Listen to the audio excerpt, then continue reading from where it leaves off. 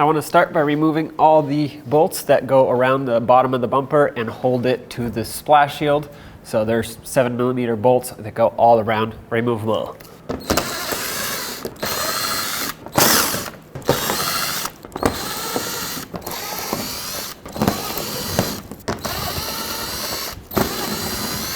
Once those are out, you have 2 push clips, one on each corner. Center out first. These are probably going to be kind of stuck in here just because of all the sand buildup.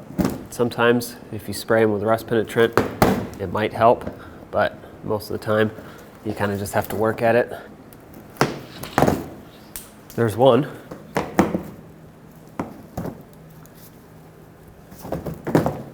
Now on each side there will be 3 fasteners to be removed. I'm going to start with these 7mm bolts that hold the bumper to the fender liner.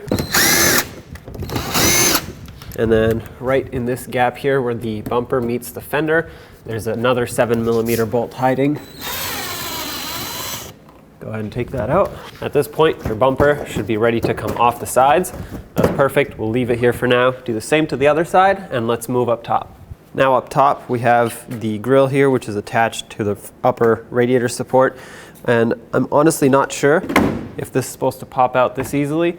So I'm just gonna assume that it's not supposed to, and we're gonna take this off, and either way, it might just be easier to remove it. It's held on by a few push clips and 2 10mm bolts, so let's get all of those out.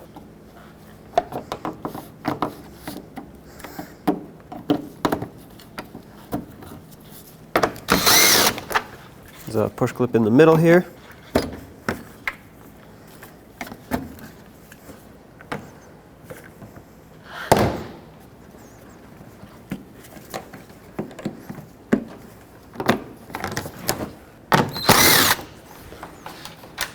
Now, take it off of the upper radiator support. Typically, I'm going to assume that this is supposed to stay with the bumper. Mine doesn't, so I'm just going to pull it out of the way. At this point, you can grab your bumper cover, pull it out, just like this. Make sure it doesn't fall on the ground. Do the same to the other side, and pull your bumper cover right off. At the top of the headlight, where it meets the radiator support right here, there's an 8mm bolt. Take this out, follow it to the left or the right if you're doing the passenger side, and you'll see another 8mm right here. At the front, where you can see the horn, there's another 8mm right in there. Take that out, and you also have to actually loosen up this bracket. That way you can pull the headlight out. So take this 8mm out. There's another one right over there, but you don't have to because this can just bend out of the way. Lastly, there's a 10mm bolt right here that connects it to the fender. Take this out.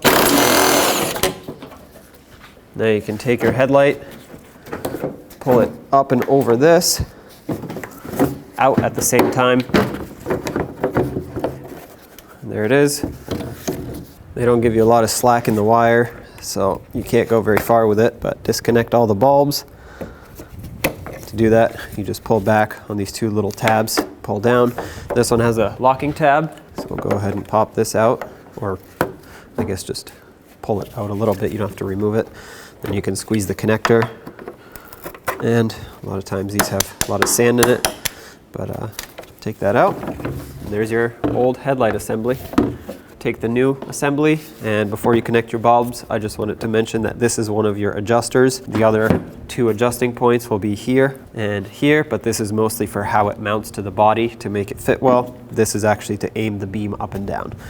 Anyway, connect your electrical connectors, and if you had any bulbs that you wanted to transfer over, now is the time.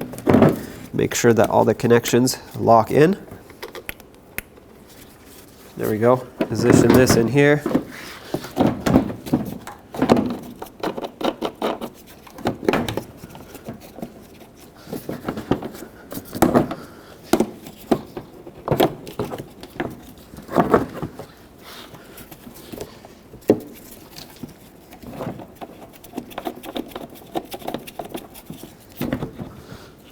And you can adjust these large threaded plastic inserts in order to fit everything properly.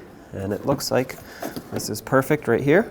So let's put in the mounting bolts. I'm going to start with the 3 main bolts. There was one down here in the middle, one in here, and one at the top. The reason I'm putting these in is so that I can position the headlight and secure it to the body. Hold the headlight where you want it and snug these up.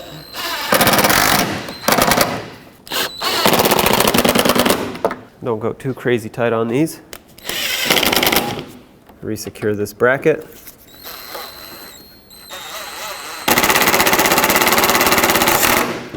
And put in this 10mm bolt that holds the headlight onto the fender. Take your bumper cover, line it up with the vehicle. Make sure you don't scratch your fenders or your headlights or anything like that. Once it lines up, make sure it's also lined up on each side as well as underneath. It's kind of like a do everything at once type thing. Okay, press it into place. Looks like everything is lined up where it's supposed to be. Take your grill, if you separated yours, and line it up. Let's secure everything. We had 2 bolts that secured both of these to the upper radiator support. Once they're both lined up, snug them up. And once both bolts are in, we can put in all of our push clips going from one side to the other.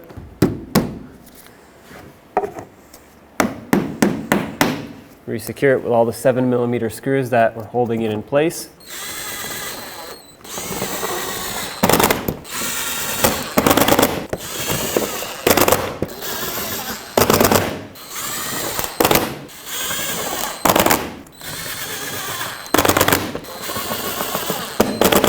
Don't forget these push clips on the side.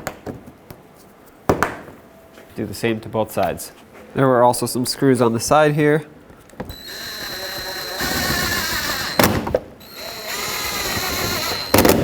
And don't forget about the one that ties the bumper into the fender.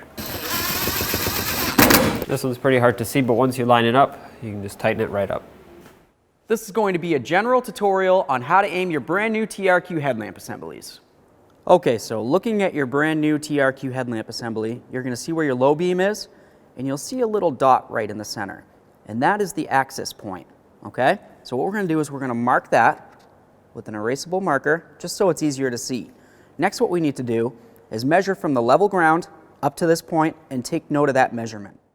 Now we're just going to pull the car up to our wall.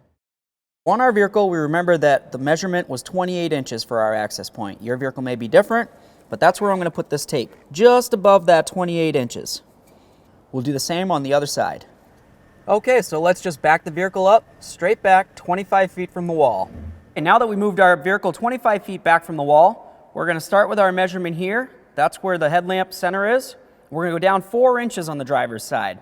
On the passenger side, we have our line here. What we need to do is go down 2 inches.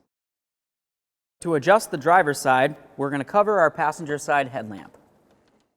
If you look at the back side of your headlamp assembly, you're going to see something that looks like this. This is the adjustment. Some of these headlight assemblies have 1, 2, or even more of them, but you should at least have 1. This is how we're going to adjust the headlight beam. Now we're going to lower the top part of the beam down to just below this line. When you turn the adjustment to the right, it brings the beam up, and if you turn it to the left, it'll bring the headlight beam down. And this is this way on most vehicles. Let's continue on to doing the passenger side. All right, we properly aligned our TRQ headlamp assemblies. Okay, and on the quality TRQ headlamps for a pickup truck, the procedure is going to be the same. You're going to find your center dot, mark it, and then you'll measure from the level ground up to your dot. So once your headlamps are properly adjusted, it'll be time to adjust your fog lamps. You'll notice on the driver's side, the focal point is all the way at the bottom right now. I would like to bring it up so it meets up with approximately the bottom of the focal point of the headlight. Some fog lamps have an adjuster, others don't. The ones that do have an adjuster, you would just turn the adjustment to the left or to the right to adjust the beam up and down to where it needs to be. Now with your TRQ headlamps and fog lamps properly aligned, you can drive down the road safely.